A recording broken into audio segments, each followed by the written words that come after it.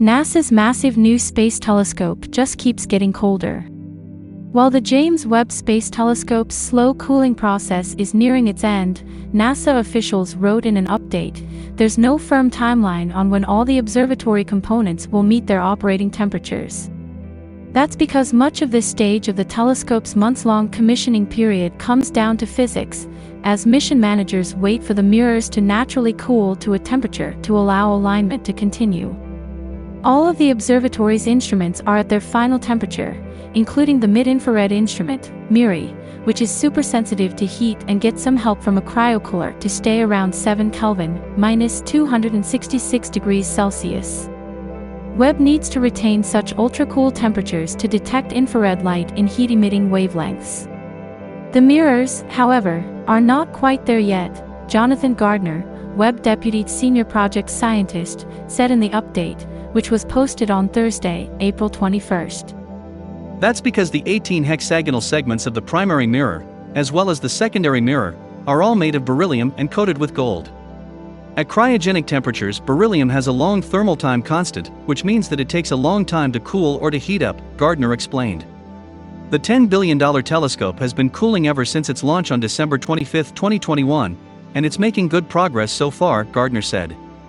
All of the primary mirror segments are below the mark of 55 Kelvin, minus 218 Celsius, necessary for MIRI to operate. Further cooling will only enhance its performance, Gardner said.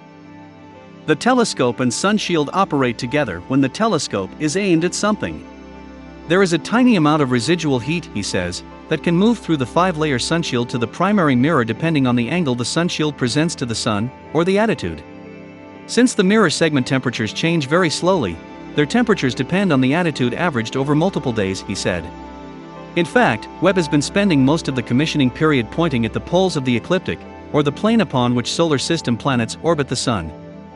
This polar attitude, Gardner said, is a comparatively hot attitude. But that's temporary, he added. During science operations, starting this summer, the telescope will have a much more even distribution of pointings over the sky.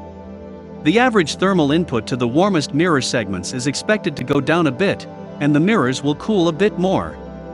A little later in commissioning, Gardner added, the team plans to test Webb's ability to transition from a hot attitude to a cold attitude.